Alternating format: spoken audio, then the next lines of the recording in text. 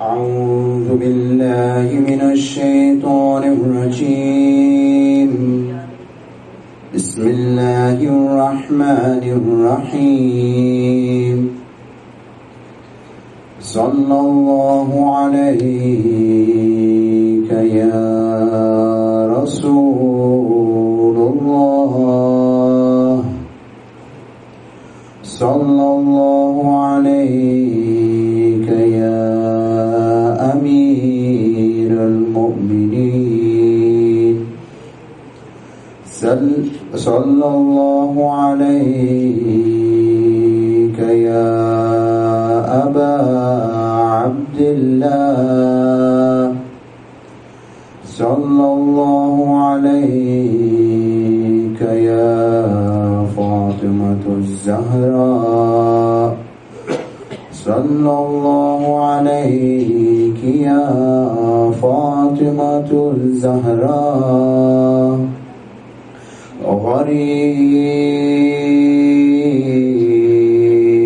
غريب يا مظلوم كربلاء. بسم الله الرحمن الرحيم.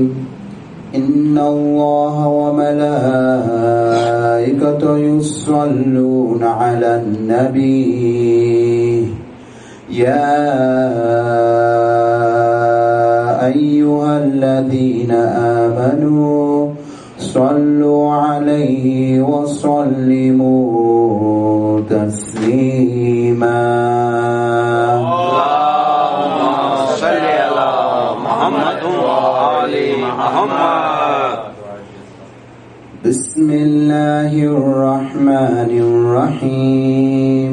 قال الله تعالى في كتاب المجيد.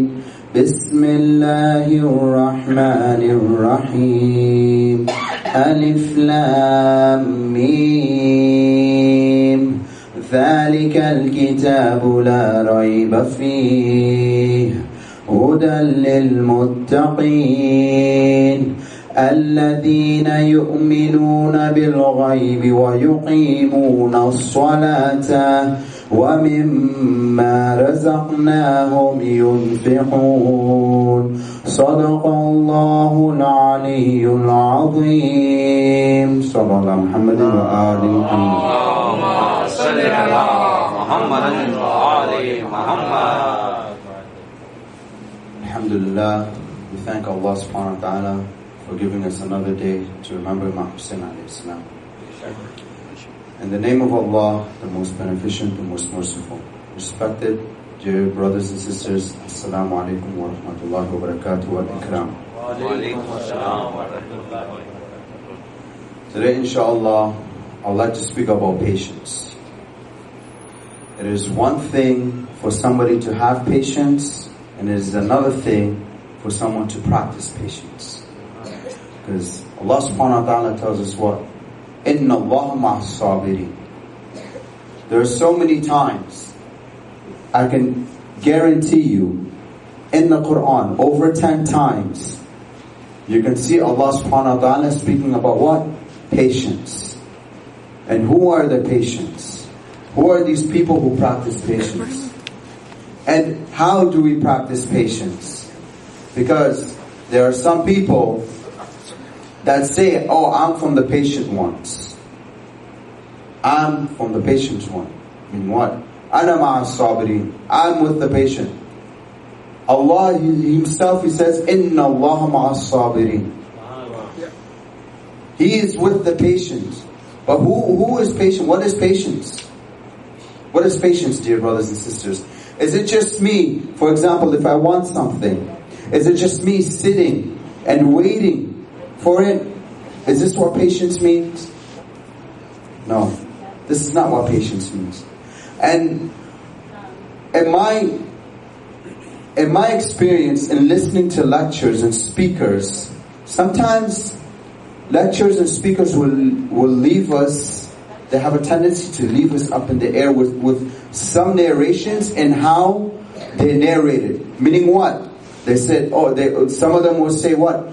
Imam Hussain lost his patience, astaghfirullah.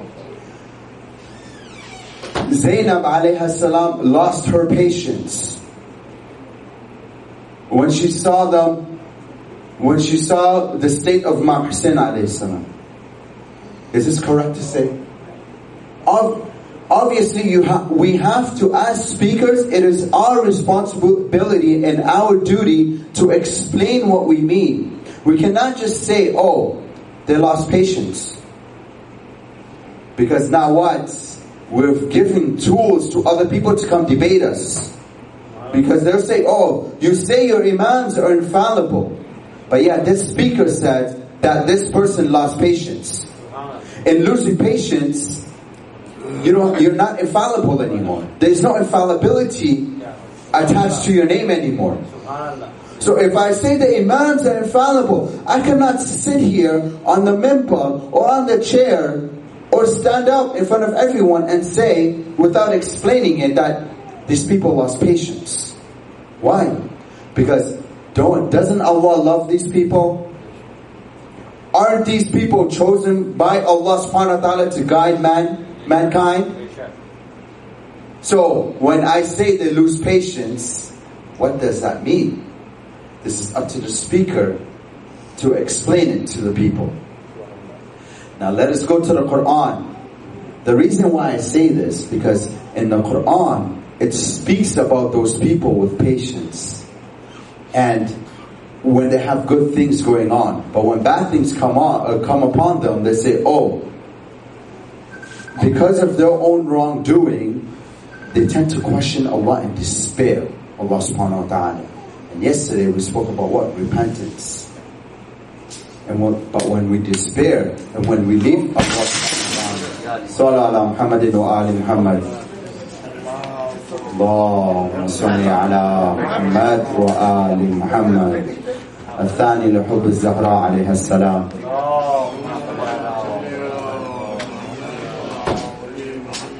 The third one for the Imam of our time, Imam Ajul Faraj Sharif, with your loudest voices.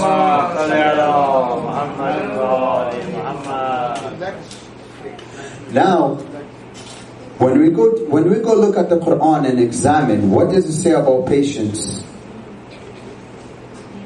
in Surah 11, chapter number 11, verse 11, what does Allah say? He says, إِلَّا الَّذِينَ صَبَرُوا وَعَمِلُوا الصَّالِحَاتِ أُولَٰئِكَ لَهُمْ مَغْفِرَةٌ وَأَجْرٌ كَبِيرٌ. What does this mean? What's Allah subhanahu wa ta'ala communicating to us in this verse? He's saying, in the name of Allah, the most beneficent, the most merciful, accept those who are patient and do good work. Theirs will be forgiveness and a great reward. Remember yesterday we spoke about repentance and asking Allah subhanahu wa ta'ala for forgiveness. So if we want Allah subhanahu wa ta'ala to forgive us, we must be patient. We have to remember, if we were all to forget today's lecture, everything I say word for word, if we were to forget it, I ask you one thing. Please remember this verse. Inna Allaha ma'as sabirin. That's all I ask. From this lecture, just remember those words. I'm not asking everyone to think. And the best thing for us to learn and to teach patience and to teach others is like, someone made a suggestion for me, to me. And he says, Naeem, when you go to lectures, don't just sit there and listen. Because remember what we said before, there's a difference between hearing and actually listening. Don't just sit there and hear what's being spoken. Listen and listen with your actions. So I asked him, how do I listen with my actions? He's like, go in there with a notebook. Go in there with the Quran. And when the speaker says such words, refer back to the Quran and follow along with the speaker.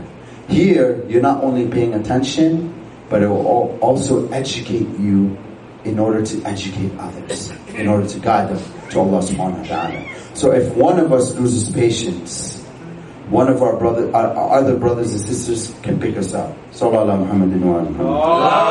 Allahumma salli ala Muhammad wa ali Muhammad. Now, alhamdulillah, wa shukran lillah, Allah subhanahu wa ta'ala created the Quran as a reminder for us. So if I forget, I've forsaken Allah, I've forsaken myself, I forgot about Allah subhanahu wa ta'ala. Why? It's because I was tested. How? My wife divorced me. I've lost my kids in one night. I've lost my family in one night. To the sisters, I've lost my son. I've lost my sons. And then we tend to forget Karbala. We tend to forget the patience that Imam Hussein alayhi salam had to go through. Did he not lose sons that day? Did he not lose his closest companions that day? But look at the patience that he had to stand there and fight. He did not say, Allah can't do this anymore.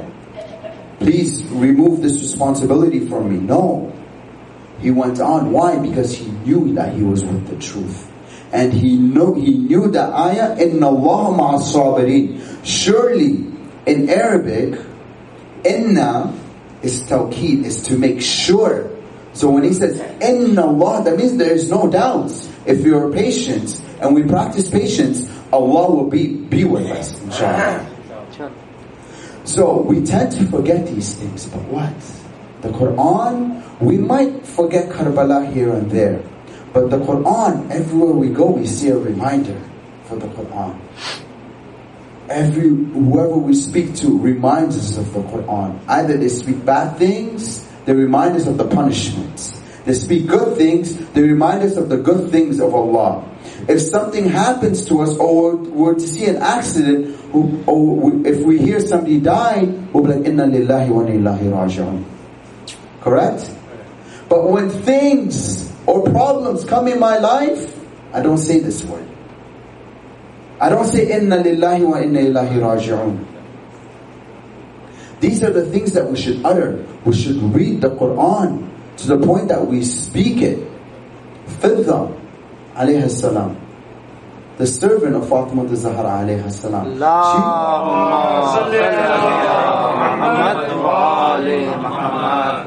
she used to speak the Quran.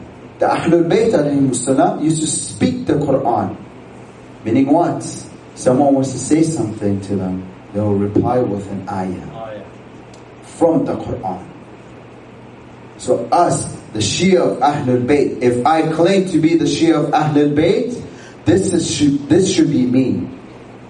I should reply with the words of Allah subhanahu wa ta'ala. And then this is how I'll be able to practice patience properly, like how I'm supposed to practice patience. Correct? So now, what does Allah say in the Quran when He reminds us about the Quran? Because in the Quran He says it's a reminder. He says, in the name of Allah, the most beneficent, the most merciful. Surely we have sent down the reminder. Surely, meaning this word starts with inna.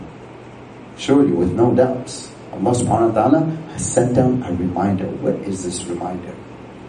This is the Quran. Allah subhanahu wa ta'ala here, He's speaking about the Quran. Imagine the kids here. They go to school. They have an open book test. If your teachers tell you have an open book test, I'm sure your kids will be happy, right?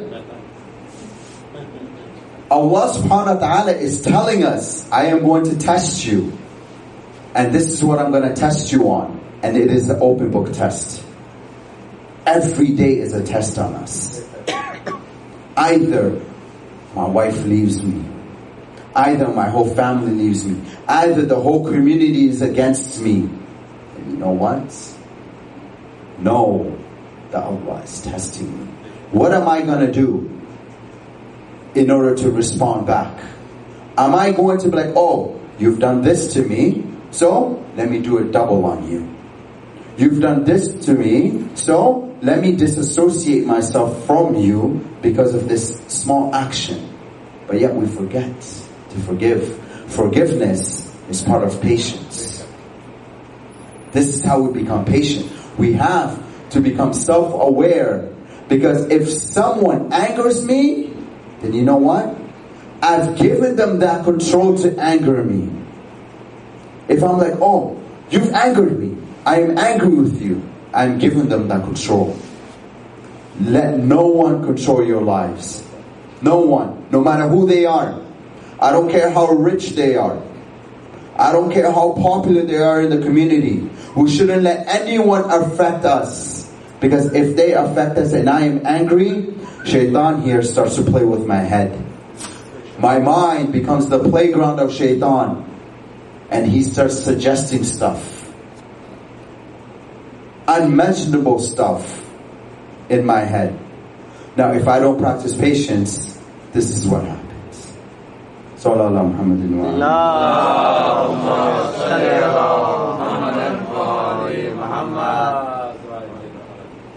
Now, when we are sick and everything, we tend to be like, oh.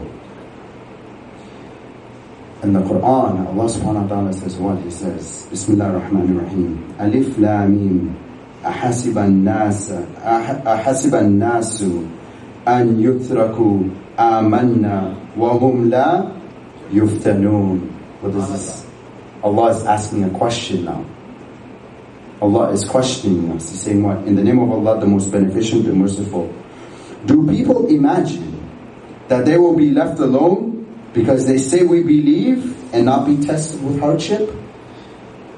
What does this mean, brothers and sisters? Okay, mashallah, I practice religion. I believe in Allah subhanahu wa ta'ala. I believe in the Ahlul Bayt. I believe in the Day of Judgment. I believe in Usuluddin and Furu'uddin. I pray Salat al-Layl. I pray my five daily prayers. And on top of that, I pray extra. I read dua. I am a true mu'min of Allah subhanahu wa ta'ala. Now Allah like, okay, Naeem, you're a true believer in me? Alright then. Let me take away your father.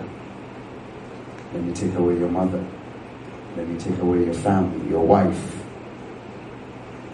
Let me make your kids sick. Hardship starts coming down. Like, oh, here, Allah has wronged me. I forget that, you know what? To think that maybe I've wronged myself. Maybe I've wronged myself, and Allah subhanahu wa ta'ala is purifying me through this hardship and through this test. So I must be patient. Because again, I have to remember the verse of what? Inna Allaha ma'a sabirin. Sah? Correct? So now, when we think we're going through stuff, we're told to take all the anbiyas that were created and put them on one scale, and take Nabi Muhammad sallallahu alaihi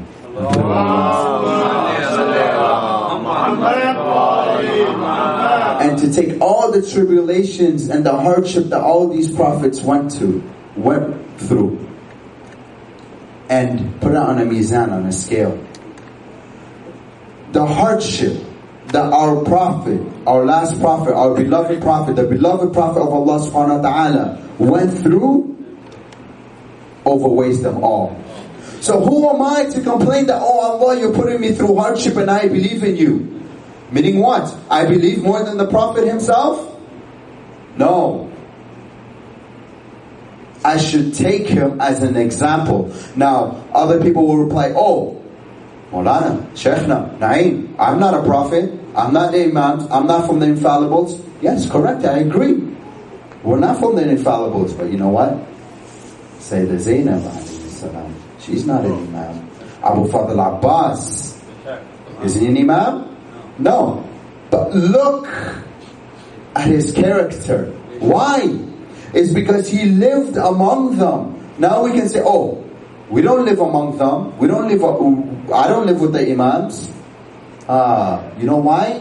It's because I have rejected to accept him in my heart.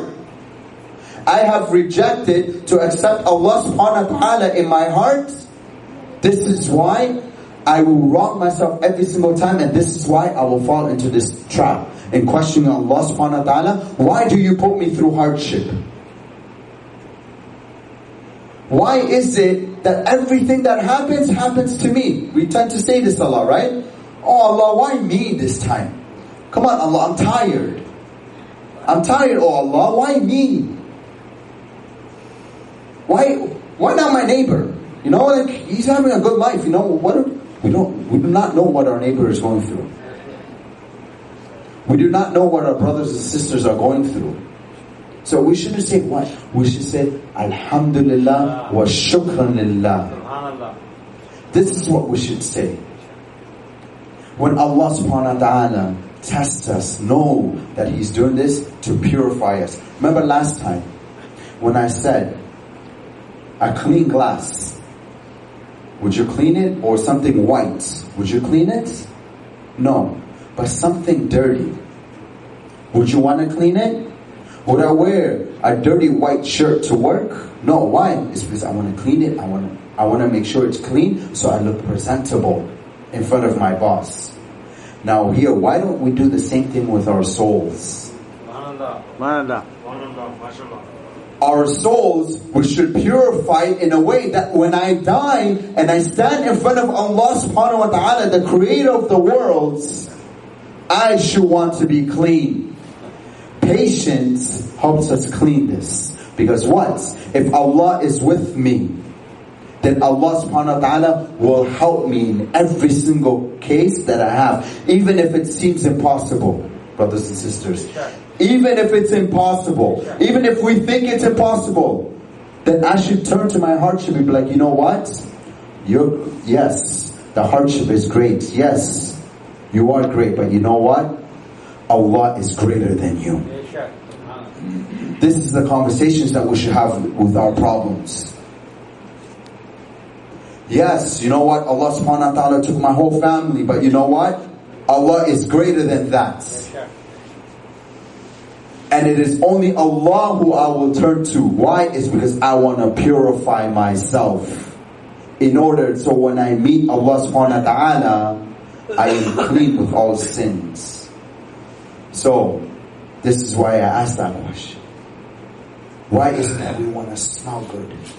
We want to do this. For example, our weddings, if we were to go to weddings, our brand new wife or our wife that we're just about to marry, will we attend that marriage dirty? Dirty clothes?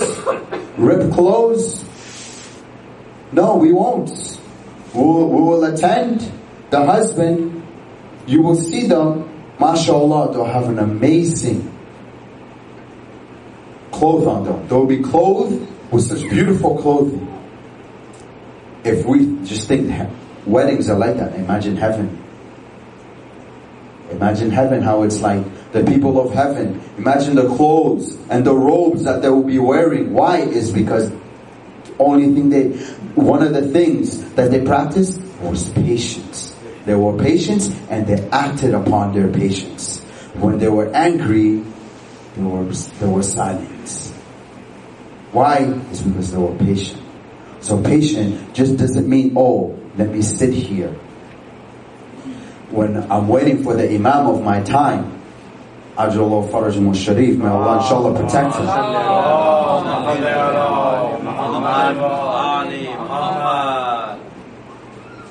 I should be patient. How? I should preach the good, forbid the bad. Do halal, stay away from haram. I want to become good, I should do my wajibat. I wake up for Salat al-Layl. No. Now I'm not saying don't pray Salat al-Layl, but let's put this aside. Just let me pray my wajibats. In prayers, it teaches us patience. In prayers, why? How does it teach us patience? We're standing there in front of Allah. When we say Allahu Akbar, we should put all our problems behind us. peace. Why? It's because I am having a conversation with my Lord, with my Creator. If, for example, people will pray, their phones will go off. When I'm in a meeting, I'll turn off my phone. Why? Because I don't want to get in trouble. I don't want to get embarrassed. I don't want people looking at me. Correct? But when I'm in the meeting of Allah subhanahu wa ta'ala, when it's a one-on-one conversation with Him, I have my phone on. To the point that some people, the phone will ring, they'll be like, oh. Or they'll open it, and then they'll put it on speaker so that person can hear the Shaykh reading Quran. To tell the person that they're praying. This is Allah subhanahu wa ta'ala we're speaking to. It's not our boss. This is our Creator. This is the person who created us. He created us why? Why did He create man and jinn? For what? For His amusements? No. But to worship Him. Only to worship Him. So the time that I put aside for Him, I should put it aside for Him. This is for prayers. Prayers, what? 5 minutes? Let's just say, maximum 10 minutes for prayers. This is why we should practice patience. So let's just say every prayer takes me 10 minutes. How many prayers in a day? 5. 5 times 10. 50. 50 minutes out of my 24 hours, I dedicate it to Allah subhanahu wa ta'ala. 50 minutes. I'm not asking you for an hour. An hour is how long? 60 minutes. I'm asking you for 50 minutes. And this is the maximum I'm asking. Not I'm asking, but Allah subhanahu wa ta'ala is asking us. 50 minutes of our time during the day. 24 hours in a day. Fajr is what? 2 minutes? 5 minutes? But I'm saying 10 minutes. I'm exaggerating with the time. This is how we should practice our patience and being patient with one another. If our kids don't listen, parents, we should be, I speak to myself because I'm a parent too. I should be patient with my children. I should know that, okay, maybe they don't know this. Let me do it again. Okay, maybe I'm doing something wrong. So let me change and show them how it's done. Patience is the key to everything. Like what I always say, patience is a virtue. This is what will help us, brothers and sisters. So after these 10 days have concluded, or after today has concluded, if someone has angered us, let me call them. Like, listen, I'm sorry. I was wrong. I've said this, and I'm sorry. Would you like to meet up, or would you like to come over? Invite them over your houses. Doesn't matter who it is. Doesn't matter how angry they made you. Invite them over your houses. Why? Because Allah subhanahu wa ta'ala tells us to be close with the brothers. And to have patience with each other. هذا والحمد لله رب العالمين.